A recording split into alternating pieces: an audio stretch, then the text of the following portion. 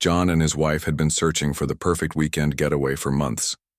They wanted a place where they could escape the noise of city life, breathe in fresh air, and just relax together. Finally, they found it. A cozy little cabin tucked away in the woods. It wasn't flashy or extravagant, but it was exactly what they needed. The best part? John already owned the property. It had been passed down to him from his late uncle. The cabin sat within an upscale homeowners association, HOA, community. One of those places with manicured lawns, strict rules, and neighbors who prided themselves on keeping everything picture perfect. But John didn't mind. He figured as long as he followed the guidelines, there wouldn't be any issues. Plus, this was supposed to be their sanctuary, a place where they could recharge and reconnect.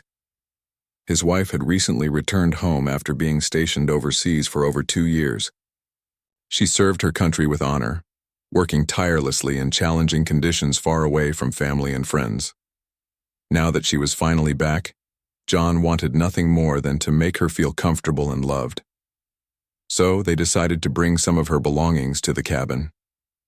A few boxes of clothes, books, and personal mementos would turn the space into something that felt truly like theirs. On the day they moved her things in, the weather was perfect, sunny with a gentle breeze rustling through the trees. John parked the truck near the cabin, and together they started unloading. They laughed and teased each other, enjoying the simple joy of doing something so ordinary yet meaningful. For once, life felt calm and predictable, but not everyone shared their laid-back attitude. 3 cabins down lived a woman who fancied herself the neighborhood enforcer. Let's call her Karen. Karen was notorious for policing every tiny detail in the community. If someone's trash can was left out too long, she'd send an email to the HOA board. If a kid rode their bike on the sidewalk instead of the street, she'd march over and lecture the parents. And heaven forbid anyone dare to break one of the HOA's many rules, even accidentally. So when Karen looked out her window and saw John and his wife unloading boxes, curiosity got the better of her. Who was this new person? Was she allowed to stay here? Did John have permission to bring her?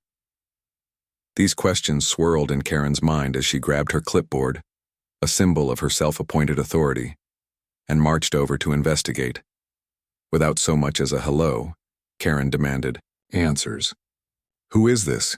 she asked sharply, pointing at John's wife. "What's going on here?" John blinked, caught off guard by her abrupt tone. He smiled politely and explained, "This is my wife. We're just bringing some of her stuff to the cabin." Karen wasn't satisfied. "Does she live here now?" "You know you need written approval from the HOA board before anyone new moves in," she said, her voice dripping with condescension.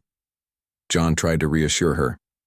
"Look, we'll take care of the paperwork later. No big deal." But Karen wasn't having it. She shook her head firmly. "Rules are rules," she declared, scribbling something on her clipboard. Then, without another word, she turned on her heel and walked away, muttering under her breath about calling the authorities. John sighed and exchanged a glance with his wife. "Well, that was interesting," he said, rolling his eyes. His wife shrugged it off, used to dealing with difficult people during her time in service. Still, neither of them expected what happened next. Later that evening, as the sun dipped below the horizon and painted the sky in shades of orange and pink, red and blue lights suddenly flashed outside their cabin. 2 police officers stood at the door, asking questions about ownership and residency.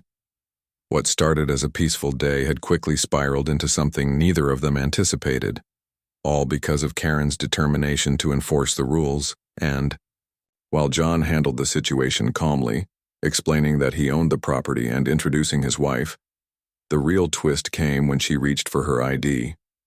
Because sometimes, a single piece of plastic can change everything, including how people see you. The evening had started off quiet and peaceful. The couple had finished unloading the last of the boxes, and they were settling into the cozy cabin. The air smelled faintly of pine, and the soft hum of crickets filled the background. They sat, On the porch, sipping hot tea and chatting about how nice it was to finally be together after such a long separation, it felt like the world outside didn't exist anymore, just them and this little slice of paradise. But that illusion was shattered when red and blue lights began flashing through the trees. At first, they thought maybe someone nearby needed help. But then they heard the crunch of boots on gravel and realized the police were heading straight for their cabin. John stood up, his heart sinking. He knew exactly why they were here. Karen must have followed through on her threat and called the cops. As much as he wanted to roll his eyes and brush it off, he also knew this wasn't something to take lightly. Dealing with authorities always added a layer of tension, no matter how innocent you were. Sure enough, 2 officers approached the door, their expressions serious but not unfriendly. One of them spoke first. "Evening, folks. We got a call about a possible unauthorized occupant at this address. Can we confirm who lives here?" John stepped forward, keeping his tone calm and respectful. "Hi, officers. I'm the owner of this property. My wife and I are just moving some of her things. In? Everything's above board. I'll handle the HOA paperwork soon." The officer nodded but continued asking questions. "And your wife? Is she authorized to stay here?" That's when she stepped forward. She'd been quiet until now, letting John do the talking. But she knew how these situations worked. Sometimes people made assumptions based on appearances or jumped to conclusions without all the facts. So she decided to introduce herself properly. "Yes, sir," she said, her voice steady and confident. "I'm his wife. We're just getting settled for the weekend." The officer glanced at her briefly before asking for identification. This was standard procedure, nothing out of the ordinary. But as she reached into her bag to grab her ID, John couldn't help but notice the look on her face, a mix of patience and amusement, like she'd seen this kind of thing before and knew how it would play out. When she pulled out her military ID, the atmosphere shifted instantly. The badge gleamed under the porch light, its design unmistakable. Her rank, photo, and branch of service were clearly visible, along with the emblem that represented years of sacrifice and dedication. It wasn't flashy. It didn't need to be. Just seeing it commanded a certain level of respect. The officers paused, their demeanor changing almost immediately. One of them nodded solemnly. "Thank you for your service, ma'am," he said, his tone softer now. "We appreciate everything you've done for our country." She smiled slightly, brushing off the praise like she always did. "Just doing my job, sir." By this point, Karen had appeared behind the officers, arms crossed and a smug expression plastered across her face. She'd probably been watching from her window, waiting for the moment when the police confirmed her suspicions. In her mind, she'd already won. She imagined the couple scrambling to explain themselves, maybe even packing up and leaving in embarrassment. But what happened next stopped her dead in her tracks. When Karen saw the military ID, her jaw dropped. For a split second, she looked like she'd been caught in headlights, frozen, wide-eyed, and completely unprepared. All the confidence drained from her face, replaced by shock and discomfort. "Channer." Officers turned to Karen, their expressions hardening. "Is there anything else you'd like to add, ma'am?" One of them asked pointedly. Karen stammered, clearly flustered. Well, I just wanted to make sure everything was... No, proper." Her voice trailed off as she realized how weak her argument sounded now. The weight of the situation hit her like a ton of bricks. She hadn't expected this, not at all. After a few more minutes of questioning, the officers wrapped things up. They assured the couple there was no issue and apologized for the inconvenience. Before leaving, they gave Karen another sharp look, silently reminding her that calling the police over a minor HOA dispute was unnecessary and disruptive. As the patrol car drove away, the couple stood there for a moment, processing what had just happened. John broke the silence first, chuckling softly. "Well, that was quite the welcome wagon." His wife laughed too, shaking her head. "Some people really don't think before they act, do they?" Karen lingered awkwardly for a few seconds, trying to salvage whatever dignity she had left. Finally, she mumbled an apology, half-hearted and clearly forced, and scurried back to her own cabin. You could practically see the wheels turning in her head as she replayed the scene over and over again, wondering how she'd managed to get herself into such a mess. Back inside the cabin, the couple sat down, still laughing about the absurdity of it all. "Guess we dodged a bullet tonight," John said, pouring himself another cup of tea. His wife nodded, though there was a hint of sadness in her eyes. She'd faced judgment and hostility before because of her career, but it never stopped being exhausting. Still, she chose to focus on the positives. The support they'd received from the officers and the fact that they were together, safe and sound, in their little cabin. Outside, the stars began to twinkle against the dark sky. The chaos of the evening faded into the background, leaving only the peaceful sounds of nature. Life in the woods might come with its challenges, but for now, it felt like home. The next morning, the sun rose bright and early, casting a golden glow over the cabin. The couple woke up to the sound of birds chirping outside their window. For a moment, they forgot about the drama from the night before. But as they stepped onto the porch with cups of coffee in hand, it became clear that word had spread quickly through the neighborhood. A few neighbors who had seen the police cars arrive were curious about what had happened. Some came by to check if everything was okay, while others simply peeked out from behind their curtains. By mid-morning, though, something unexpected started to unfold. Instead of judgment or whispers, the couple found themselves surrounded by kindness and support. An elderly couple from 2 cabins down knocked on their door, holding a basket filled with fresh fruit and baked goods. "We heard about last night," the man said gently. "Don't pay attention to Karen. She means well, but sometimes she goes too far. Anyway, we just wanted to say welcome and thank you for your service." He gestured toward the woman standing beside him, who nodded warmly. "Our grandson served overseas too.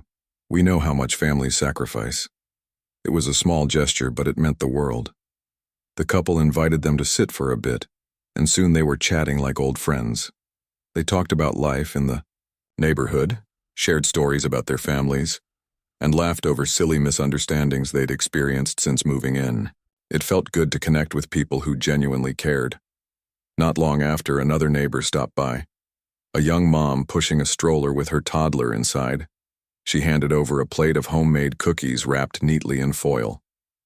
"I feel terrible about what happened," she admitted. "Karen can be intense.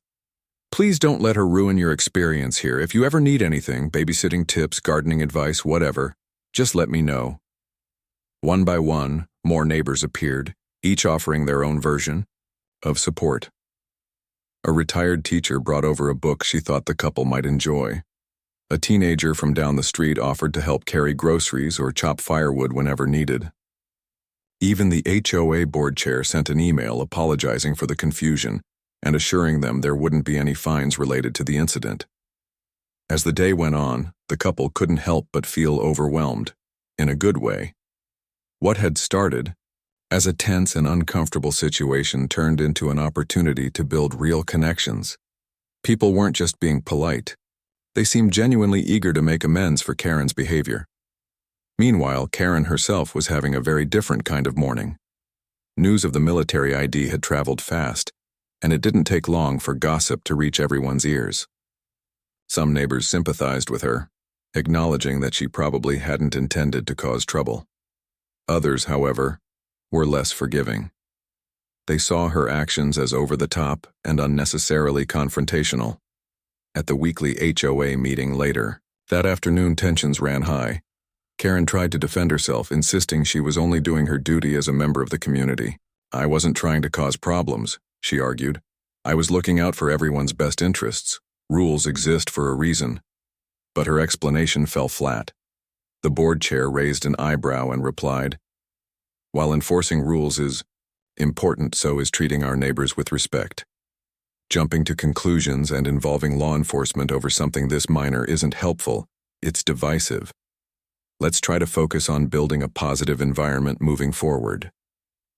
Karen sat quietly after that, avoiding eye contact with anyone. She could feel the weight of disapproval pressing down on her. For someone who prided herself on being liked and respected, this was a harsh wake-up call. Over the next few days, she noticed subtle changes in how people interacted with her. Conversations grew shorter, invitations to gatherings dried up, and even casual hellos felt strained. Whether intentional or not, the community had begun to distance itself from her. Back at the cabin, the couple reflected on everything that had happened. They knew Karen's actions had stemmed from a place of misguided enthusiasm rather than malice. Still, it was hard not to feel frustrated by the unnecessary drama she'd caused. Yet, amidst all the chaos, they also discovered something beautiful: the power of community. "It's funny," John said one evening as they sat by the fireplace. "If Karen hadn't called the cops, we might never have met these amazing people. I guess every cloud has a silver lining." His wife smiled, leaning back against the couch. "Yeah, but let's hope we don't have to go through another round of getting to know you via police visit anytime soon." They both laughed, knowing full well that life in the neighborhood would never be boring. And despite everything, they felt grateful for the new friendships, the lessons learned, and the reminder that sometimes all it takes is a little patience and understanding to turn strangers into allies. Outside, the forest hummed with life, and the stars began to twinkle above the treetops. Life in the woods wasn't perfect, but it was theirs, and for now, that was enough. As the days turned into weeks, life at the cabin began to settle into a comfortable rhythm. The initial chaos caused by Karen's actions faded into the background, replaced by the warmth of newfound friendships and the simple joys of living in such a peaceful place. The couple found themselves looking forward to weekends spent surrounded by nature, laughter, and the company of neighbors who had proven to be kind and supportive. Word about the incident continued to spread throughout the community, though not in the way Karen might have hoped. Instead of rallying behind her, many residents expressed embarrassment on her behalf.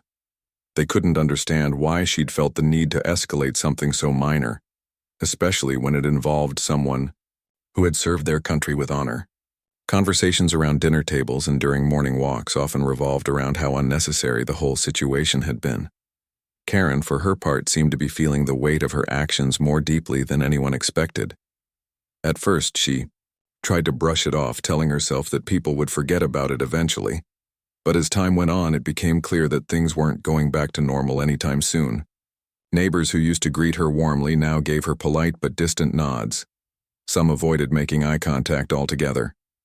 It was as if an invisible wall had gone up between her and the rest of the community. At the next HOA meeting, Karen made one last attempt to salvage her reputation. She stood up during the discussion portion and cleared her throat nervously. "I just want to say," she began, her voice trembling slightly, "that I didn't mean any harm. I was only trying to do what I thought was right. Sometimes enforcing rules is hard, but someone has to do it." Her words hung in the air for a moment before the board chair responded. "We appreciate your dedication to keeping our community organized, but we also need to remember that rules are meant to serve the people, not the other way around. Last week's events showed us that balance is important. Moving forward, let's focus on fostering goodwill instead of creating division." The room erupted into murmurs of agreement, leaving Karen red-faced and humiliated.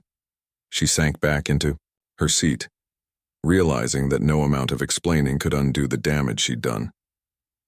From that point on, she became quieter, almost invisible at meetings. Her clipboard, which had once been her badge of authority, now sat unused on her kitchen counter. For the couple, life in the cabin felt better than ever. Their weekends were filled with invitations to barbecues, game nights, and even impromptu hikes with their new friends. One neighbor, a retired mechanic named Tom, offered to help fix a leaky faucet in the bathroom. Another, a gardener named Linda, brought over seedlings to plant around the porch, saying, "Every home deserves a little greenery." These small acts of kindness reminded them that communities aren't built on rules alone. They're built on relationships. Still, they couldn't help but notice how much the dynamic in the neighborhood had shifted. Karen's fall from grace was impossible to ignore. She stopped attending social gatherings and rarely left her house except to run errands. When she did venture out, she kept her head down, avoiding conversations or eye contact. It was sad to see someone isolate themselves like that, but it was also a reminder of how quickly trust could be broken and how hard it was to rebuild. One evening, as they sat on the porch watching the sunset, the wife turned to her husband and said, "Do you think Karen feels bad about everything?" He paused, considering the question. Probably. She might not have meant to cause trouble, but she definitely crossed a line, and now she's paying the price for it. "But don't you think she deserves a second chance?" she asked softly. "Everyone makes mistakes." Her husband nodded. "Yeah, I guess she does. But it's up to her to earn back people's trust. That's not something we can do for her." The conversation stayed with them long after the sun dipped below the horizon. They knew forgiveness wasn't always easy, especially when feelings had been hurt. Still, they hoped that someday Karen would find a way to reconnect with the community she clearly cared about, even if it meant swallowing her pride and admitting she'd been wrong. In the meantime, the couple focused on enjoying their time together. They explored nearby trails, cooked meals over the fire pit, and stargazed late into the night. Each day felt like a gift, a reminder of how lucky they were to have found this little slice of paradise. And each other. Occasionally, they'd catch glimpses of Karen tending to her garden or walking her dog. She always seemed to be in her own world, lost in thought. Once their eyes met across the street, and she gave a hesitant wave. The wife waved back, offering a small smile. It wasn't much, but it was a start, a tiny step toward healing the rift that had formed between them. By the end of the month, the HOA board officially sent out a letter apologizing for the misunderstanding and thanking the couple for their patience. They also announced plans to host a community potluck, encouraging everyone to come together and strengthen their bonds. It was a hopeful gesture, a sign that the neighborhood was ready to move past the drama and focus on what truly mattered, building a supportive and welcoming environment for all. As they read the letter aloud on the porch, the wife leaned her head on her husband's shoulder. "You know," she said, "I think we're going to be okay here." "Really okay?" He smiled, wrapping an arm around her. "Yeah, I think so too." Outside, the wind rustled through the trees, carrying with it the promise of brighter days ahead. Life wasn't perfect, but it didn't have to be. Sometimes all it took was a little understanding and a lot of heart to turn challenges into opportunities for growth.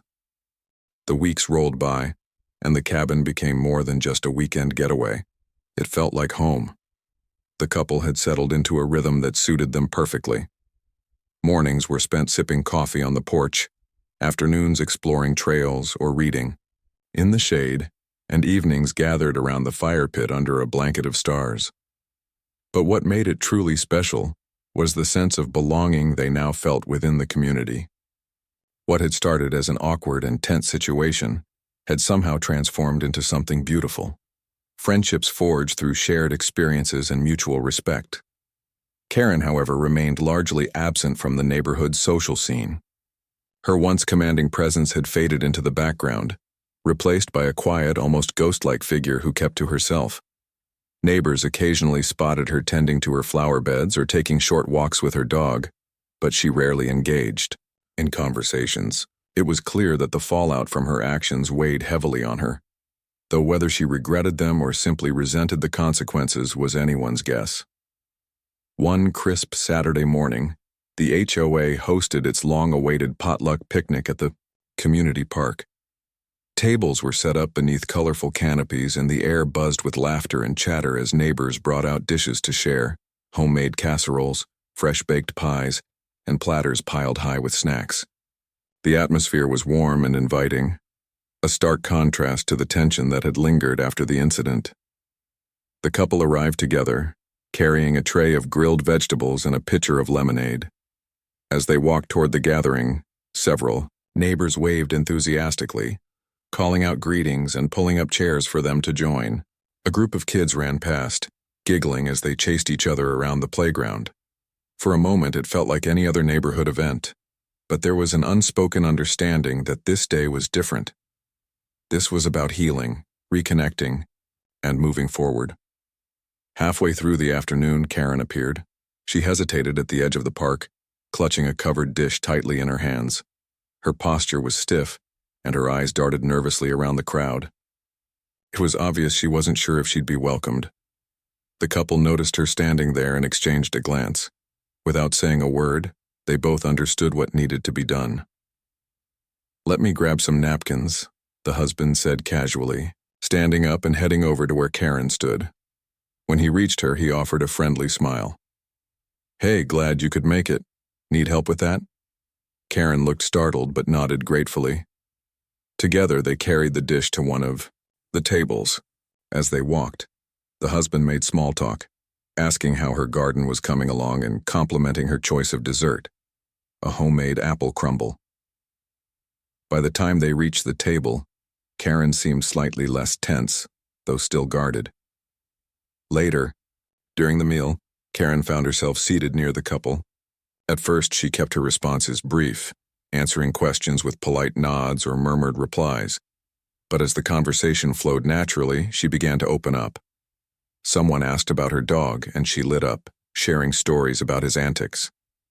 Another neighbor mentioned seeing her flowers bloom earlier that week, prompting her to offer tips on planting bulbs. Slowly but surely, the walls she'd built around herself began to crumble. After dessert, the board chair stood up to thank everyone for coming. He praised the community for coming together despite recent challenges and encouraged everyone to keep fostering connections. Then, in a surprising move, he turned to Karen. "We all know things got a little rocky last month," he said gently. "But we're stronger when we work as a team. Let's focus on building each other up instead of tearing each other down." There was a murmur of agreement, and Karen lowered her head, visibly moved. When the applause died down, she took a deep breath and stood up. Her voice trembled as she spoke. I want to say sorry.